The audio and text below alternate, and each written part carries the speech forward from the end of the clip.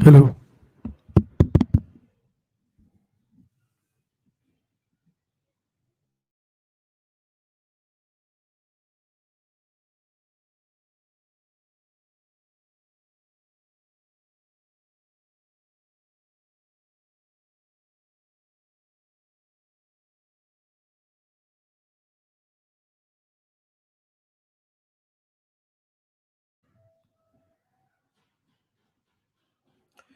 Hello, everyone, and I'm here. Assalamu alaikum, and I'm going to remove some of the manners over here, which saying we'll be online in a few minutes. And so, for those of you who are online, I just want to make sure that are you able to hear me?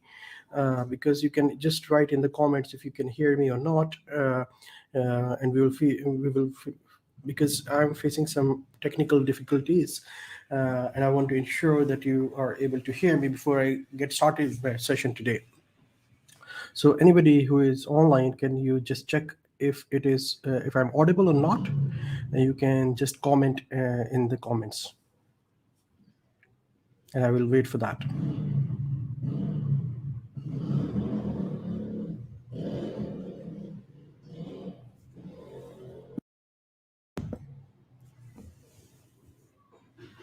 Okay, so yeah, I've been told that I'm audible, and so with that, I'm gonna start our session for today, which is about what is data science, and this is gonna be a very introductory, basic session. I'm not gonna go into a lot of technical details. It will be just a high-level introduction to the field. So without any further delay, we'll directly jump into the main uh, uh, topic, which is what is data science, right? Uh, so the contents of this presentation will be actually uh, we'll be talking about what is data science, some data science skills, different fields related to data science, and where do data scientists work, right? Uh, Okay, so data science is an interdisciplinary field that uses scientific methods, processes, algorithms, and systems to extract or extrapolate knowledge and insights from noisy, structured, and unstructured data. The key words over here, and I have to emphasize them, are the words like interdisciplinary. Data science is an interdisciplinary field. That is one thing which I have to emphasize. Another key word over here is that data science is a field that focuses on processing the unstructured as well as the structured data. But an important strength of data science is that it enables us the processing of the unstructured data. uh, so what is data science further? There are different areas or different aspects of data science which will interest us. For example, in data science, there are different people and have different expertise that include expertise around data analytics, data mining, machine learning, big data, and computational statistics. And as I told you, that data science is an intersection of all these fields. uh, so data science is the concept to unify uh, uh, knowledge from different fields that include knowledge from statistics, then data and analysis, knowledge from the field of informatics, and related methods to understand and analyze actual phenomena with the data. And as I told you, that important aspect of data science is the unstructured data. Uh, d- Data does not conform to.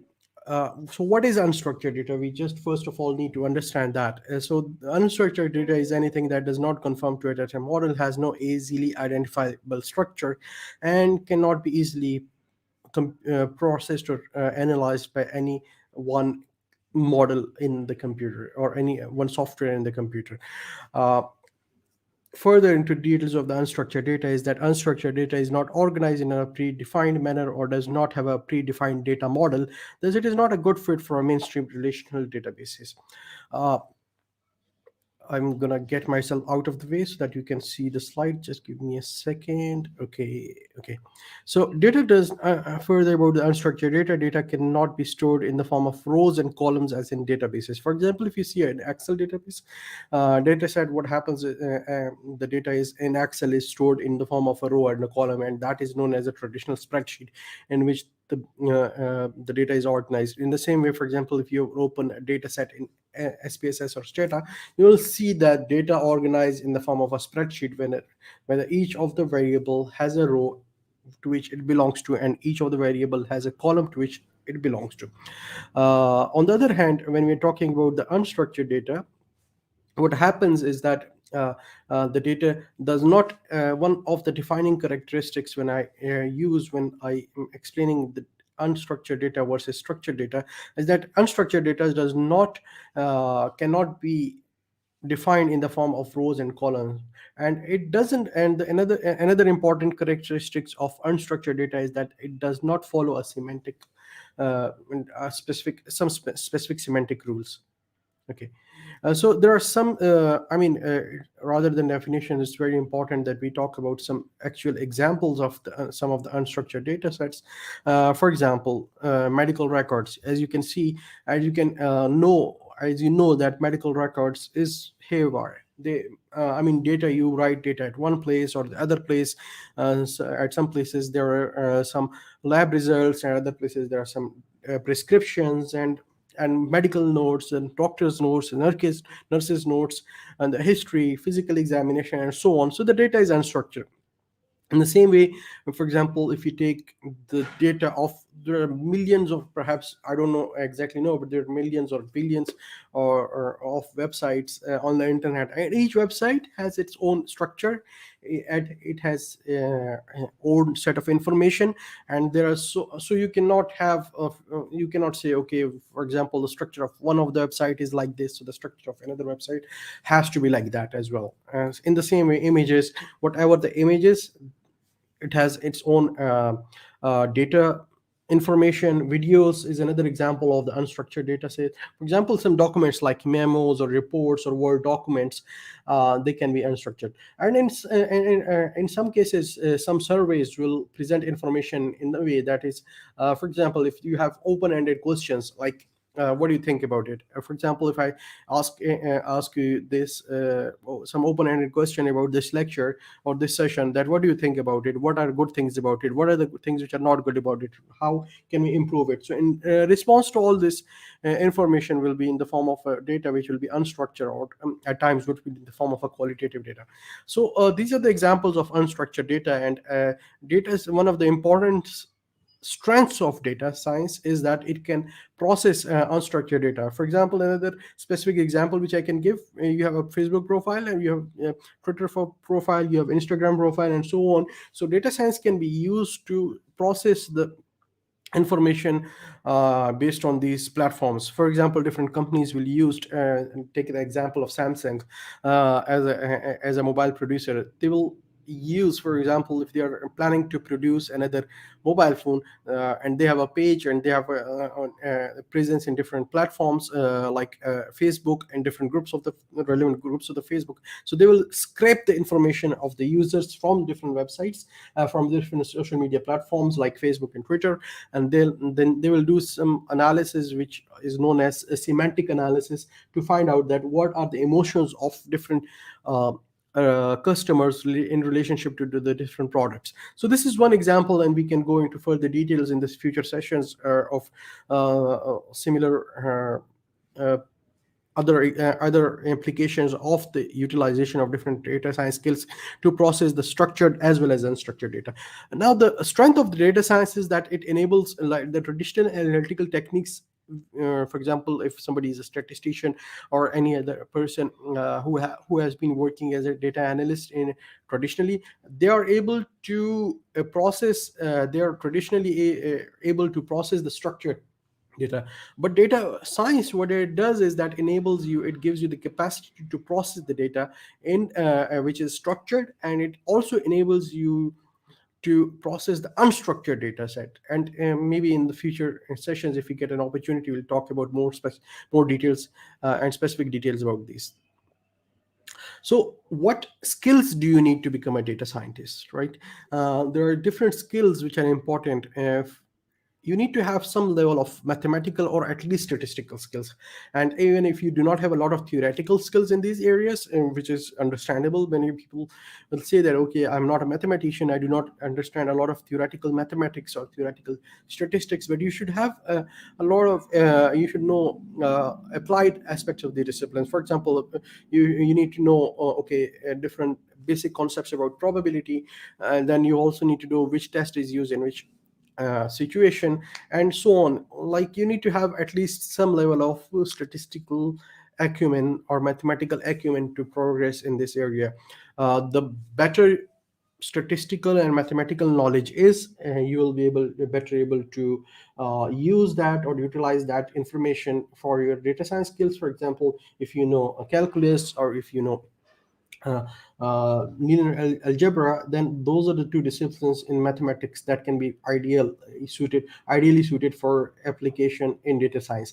But if you only know the applied statistics, still you can utilize those for application in data science. Then you come to the computational aspects of things. In data science, we use a lot of computing languages, and the two I've mentioned here two, but I will say I forgot, I should have mentioned a third one as well. There are three languages which are definitely needed for data scientists. One of them is Python, second is R, and the third one is SQL. So if you know, I mean, I will call these as some of the, if you want to learn data science, these are some of the basics of skills which you need to have.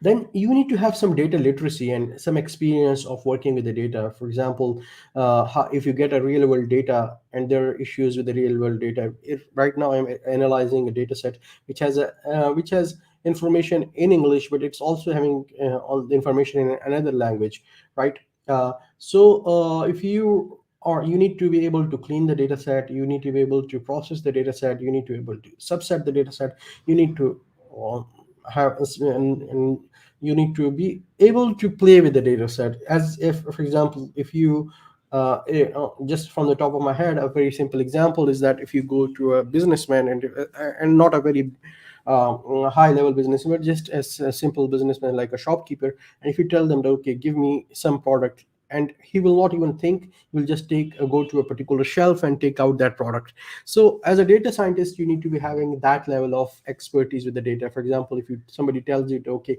give me that finding from a specific row, from a specific column, then you shouldn't be able have to think a lot, but rather your reflexes should be developed in a way that you can quickly be able to uh, get that data.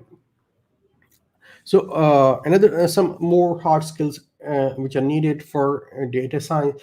Data visualization is something which is, I mean, this is one area where you, for example, a lot of traditional data analysts use SPSS and data. So what that do, that kind of make some graphs, but they're not very attractive. Like, they're super, like, I would say that they're boring. They're not. But data science will give you an ability to process the data, and so that is analyzable, and second is that it is presentable, and it is presentable in a way that is novel, and that that fulfills the need of the end user, right? For those of you who are online, I would say that since this is going to be a short session, so those of you who are listening to me live, if you have any questions, you start putting them on the comments. And for example, if there is any question, I will just project them like this on the screen at the end, and then I will answer those questions. So please start putting your questions in the comments, and I will take those questions in the end. So yeah, coming back to the data visualization skills, I will talking about, okay, what is data visualization. You'll be able to so a lot, whatever the statistical software you have, for example SPSS data or SAS, that still gives you some data visualization. But what R and Python and other and all data science tools will be able to do for you is, they will be they will enhance your ability to visualize the data in a way that is uh, kind of attractive, in a way that is interactive, and in a way that is novel, and that is and that, like, you will be the center of, you will be able to decide how to visualize the data, where to focus, or to make an interactive visualization or non-interactive visualization, or to I mean, there are so many things that you can do. And if you have a session, I mean, this specific aspect actually demands uh, a session of its own. Then when you have all these fields, you know about all these skills. Another important skill which you need to know is machine learning, which is the ability to predict, to use the data to formulate different models, and then be able to predict some outcome with the help of a model, right? So this is machine learning, and you need to know machine learning. Again, I'm aiming to organize a session, separate session on data visualization, and then machine learning. And then when you have some of those theoretical skills, for example, if I go back to just give you a recap of different skills which I talked about, for example, if you have some theoretical skills in statistics, uh, and then you have some of the basic skills in Python and R, you're able to wrangle the data. And then you have some of the visualization skills, some machine learning skills you have. Then a good way is to take a real world example, apply that real world example, and that real world example can be, okay, you work for a company, or you, there are many open source data sets. For example, you go to a website which is known as Kaggle, you take their a data set and there and play with it, and then share your findings with the community. uh, uh, uh, so in that way you will be able to apply your skills. And the more you apply, like any other skill, like the more muscles you use, your body gets smarter. In the same way, the more data science skills you use, your data science skills will get improved over the period of time, and then you will be able to apply them in different disciplines. Okay. So like soft skills are something which are definitely needed in any of the fields which you work. So whatever findings you have, you should be able to communicate the finding to your co-workers, right? For example, uh, communication skills are definitely so if you have a very, you have very good data science skills, but you are not able to communicate them to the management of the company or to your higher ups, then that finding will not have an impact. So you need to have some good communication skills to work well with team members and to present complex information to stakeholders who are unfamiliar with the technical data concepts.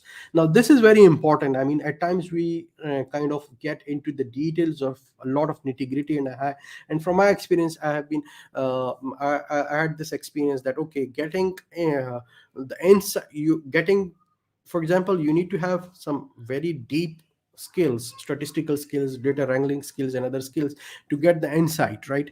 But then when you get the insight yourself, right, uh, communicating that insight to those who are not very much technical. For example, they do not understand something, regression, different regression models like linear regression or logistic regression, or some, you don't need to throw them the technical jargons related to data science. Rather, you need to be telling to somebody as if you're talking to an illiterate person. Or if you can translate that into yeah, if you can, you need to assume that people do not understand a lot of technical stuff, and they actually do not like a lot of technical stuff. A lot of higher management does not like technical stuff. They just need to know, okay, what is the finding, and let me know what I need to do. For example, if there's a CEO of a hospital or there is a CEO of a big airline company, then they do not like a lot of technical skills. They just need to do, what did you find and what do I need to do, right? So that specific skill, where you get the ability to, okay, get the findings from the data, and then the ability, it's equally important for you to be able to translate that skill, or translate that information into a way that is understandable by the management, so that data can be actually converted into insight. That is quite important in the real world. And at times, many people have a lot of skills, many mathematicians and many statisticians, they have a lot of skills, but they do lack the ability to be able to communicate effectively, that, okay, in a simple language, that, okay, what is the finding and what is needed to be done subsequently, right? And then data science is is an evolving field, and you need to be a lifelong learner. You need to be remain you need to remain in touch with your field. For example, there is a basic data set skill set which you need to develop, and then once you develop that skill set, you need to keep on improving on your skill set. You need to, for example, attend different online webinars, and then maybe keep attending some of the courses online from places like Coursera, and maybe on one of the future sessions I can highlight some of the important resources where you can learn these skills.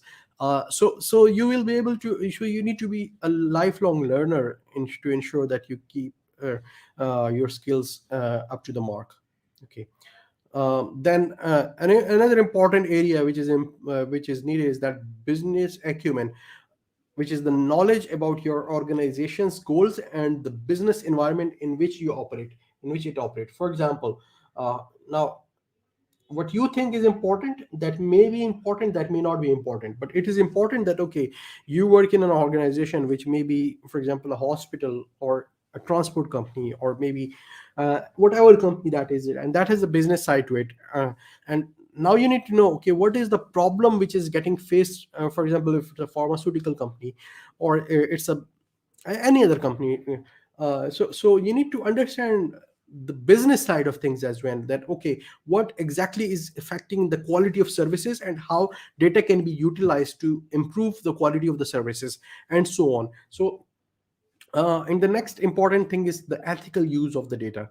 Unfortunately, this is an area which has not get got a lot of attention, but it is definitely needed to be done to ensure that whosoever data you are utilizing, you need to be using it for the good of the society, rather than it's obvious to say that you cannot do something which is obviously unethical, but these ethical principles can at times be subtle, which we may think that we are doing right, but that may not be right. And there is a lot of ethical debates about different aspects of it, and I'm not an expert on ethics.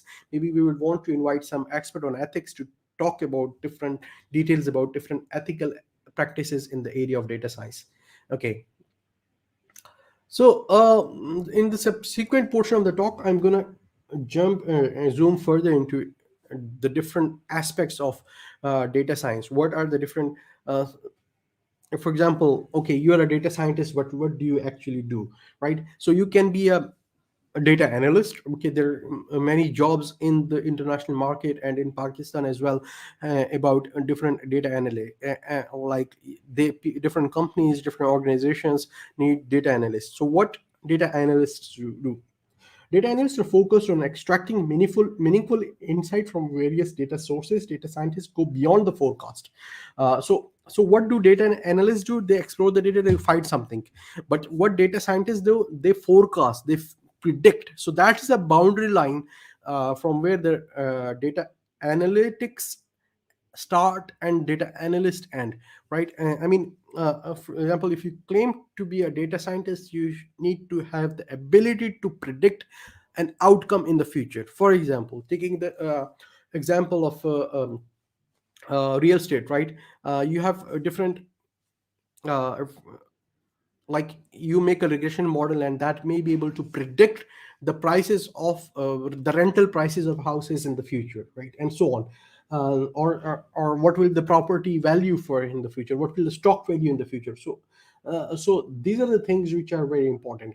A data scientist creates questions, while a data analyst find answer to the existing questions. uh, Data scientists help make predictive model, which we just talked about. Okay. uh, Now another important buzzword which is used in this industry is what is artificial intelligence. So according to Techopedia, artificial intelligence aims to imbue software with the ability to analyze its environment using either predetermined rules and search algorithms, or pattern recognizing machine learning models, and then make decisions based on those analysis. So in simple word, it's trying to say is that they take the data. What artificial intelligence is, that it will take the data, it will process it in a way to make some predictive with the help of machine learning. So machine learning is the science of making predictions. And it will take the data, it will make a prediction and convert that prediction into uh, into something which is easily used, which can easily be used by the end user in the form of a software. So the whole of this process, like, okay, if you focus on one specific thing, for example, machine learning, uh, a person who is doing machine learning, that will focus only on the making different models. On the other hand, a person who is qualified to oversee everything, they will take the data, they will process the data, and then they will convert that into a software which is easily used, which can be easily used by anybody. Okay. uh, so in a way, artificial intelligence attempts to mimic the biological intelligence to allow the software applications or system to act with varying degree of autonomy, and thereby reducing manual human intervention for a wide range of functions. For example, how do we, when we are born, uh, what we do, we so I see a lot of comments in coming here. Keep them coming. Those of you who have comments, that will generate some discussion here as well. So keep them coming, and I'm going to come to that. By the way, we are almost to the end of our discussion. So those of you who are with me, if you want to stay for the question answer session, please stay tuned with us, and keep the comments coming. I'm going to respond to each one of those comments. So coming back to the what I was saying is that, if, for example, if a small baby is born, what happens? How that small baby learns, right? They take data from the environment. For example, language, they take the language from the environment. For example, sounds, for example, visuals, they take that from the environment. Then the human body, uh, is what the human body does, they process that, right? The baby sees something, and then there is a process of trial and error, right? And then there is a process of reward or maybe punishment at times. So that is the exact process which artificial intelligence also tries to replicate. For example, if you make an artificial intelligence software, you have a way for it to take the data. You you will have it programmed a way to uh, for the software to predict some outcome, right? And then in the future, it will, and the ability, the more data it gets out, ability of the software to predict the outcome will keep on improving. And ultimately, and there will be a mechanism to to to give reward or punishment to to the system as well, right? The very simple and practical example is the self-driving cars, right? And if you go into details of them, how they are made, and which is known, a specific type of machine learning which is known as reinforcement learning, is the name of the whole of the process which I just explained in simple terms, right? In that way, an artificial intelligence system is going to mimic the biological process of, for example, when a baby is born, that gathers the data and processes the data and then predicts something in the future and then grows. In the same way, artificial intelligence system is going to mimic the biological environment to predict the future. So machine learning, as I told you, that machine learning is an important and essential, I will say, ingredient of data science, right? So what machine learning does, machine learning algorithms use statistics to find pattern in the massive amount of data and help uh, to predict an outcome in the future. That's um, to talk about. And there, let's take very simple example and things which we use on a daily basis. For example, I think almost everybody use YouTube, right? At least I do on a regular basis. Some of us do use Netflix and Spotify. So if you go to these places, and for example, if you open your YouTube feed, what is happening that on the basis of your previous, I like, for example, I like songs, or I like maybe religious videos, or I like maybe a specific type of movies, or I uh, or I like, for example, what do I say? I like a particular type of a political analyst. So all those types of videos will be okay. When I see that specific, when I go to my feed, I will see that these types of, for example, last time I saw a religious scholar, the same scholar is going popped up again, and the political analyst is going popped again, and so on, right? So that is with the help of different machine learning recommender system which is made. Another example is Google. I think these days almost everybody use Google. And if you're doing Googling something, if you're searching for something, then you see that, okay, somebody the Google is giving you suggestions based on somebody else's searches, right? In the same way, the social media feeds from Facebook and Twitter are personalized for you, and voice assistants in different phones, for example, Siri and Alexa, and all of these platforms use artificially intelligent system and different machine learning models within the artificially intelligent systems to ensure that you get what you want actually, and to personalize the service which is given to you. Okay. Now, there are two things. I mean, obviously, there are a lot of things which data scientists do, but we can broadly categorize the work of data scientists into two main roles. For example, they can work as product analysts and algorithm developers. Product analysts are those whose role is to deliver data informed stories that advocate for a change in the product or strategy.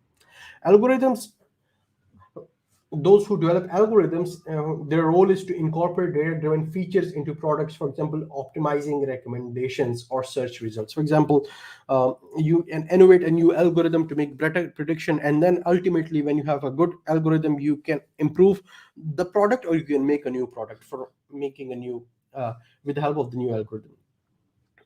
And then obviously data scientists use the data to give diving in at a granular discovery of data insights by diving in at a granular level to mine and understand complex behavior trends and inferences, surfacing hidden insights that can help enable companies to make smarter business or policy decisions. I think this statement is self-explanatory, so I move forward. And then we talked about that uh, the classic example of a product is a recommendation engine, which ingests user data and makes personalized recommendations based on that data. Other examples include Gmail spam filter. For example, how the Gmail spam filters work. You have the folder. If you go to your Gmail, and I think again everybody in this era you use a Gmail email. If you go, there is a junk folder. How, for example, a new email comes to your inbox. How the system decides that it has to go or not to go into the junk folder, right? That is based on an algorithm. So it's a very good example of an artificial intelligence system which almost everybody is using. So your email, that's that data. Another piece of data is all the emails which you have received in the past. So now Gmail has developed an algorithm, and on the basis of the past data and the current email which is got, the algorithm will decide whether this is a spam or not a spam, right? And based on that decision, it's going to put that email into a junk folder. Now, that one thing you have to remember, that even whatever the algorithm is, even if it is developed by companies like Gmail or Google or Facebook, it's not going to be, it will be far from perfect, right? That's why sometimes we see somebody, okay, if I got an email, if somebody tells me an email that, okay, if somebody tells me that I send you an email, I told him that, okay, I haven't got them. What is the next question you ask? Have you checked your junk mail? Right? Because at times there is an error as well. So that is far from perfect. But the more emails that you get, and the more information, personalized information the algorithm gets about you, the better the system gets. In the same way, there are other examples like self-driving car or computer vision, which again each one of them deserve its own attention. And because this is an overview talk, so I'm not going to go into a lot of details into that.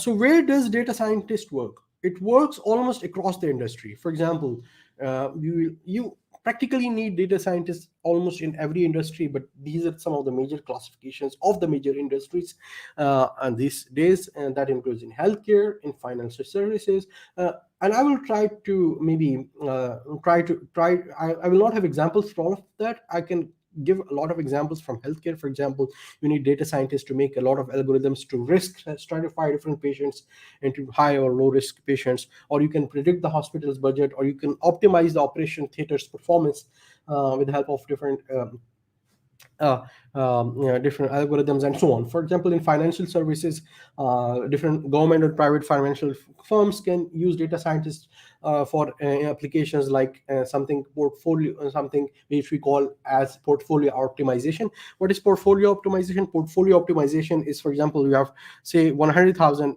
rupees and you want to say divide them into different stock options which you have different investment options for which you have the historical data, and then you want to divide your investment into different buckets so that your risk is minimized and your probability of return is maximized. So that is one specific example of financial services.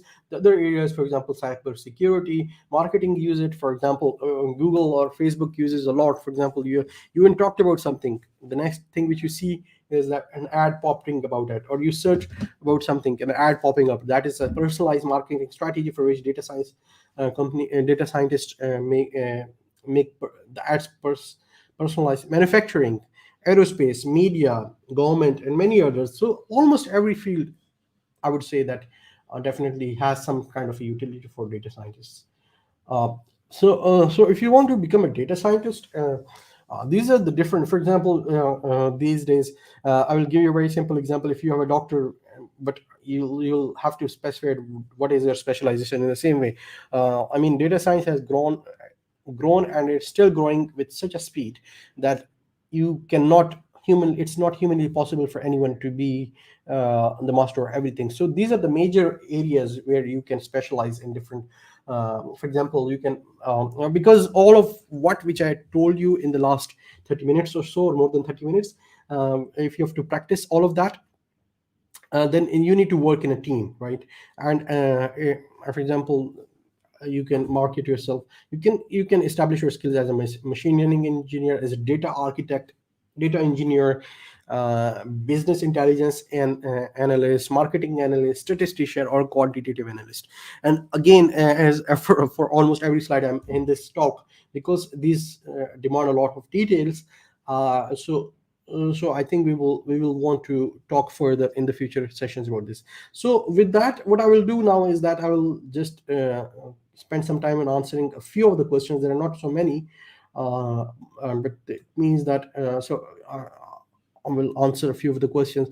So Marine has asked, so it means we general professional need to save language Yes, exactly. You need to definitely learn R and Python and SQL if you want to. These are the languages, or or I would say Python and SQL definitely are, may or may not be, but definitely Python and SQL.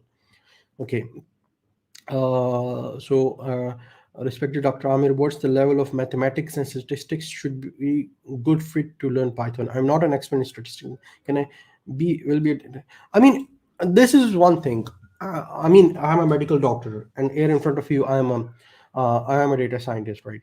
So I mean, whatever field you are, I think you will definitely have a background that is at least that of mine.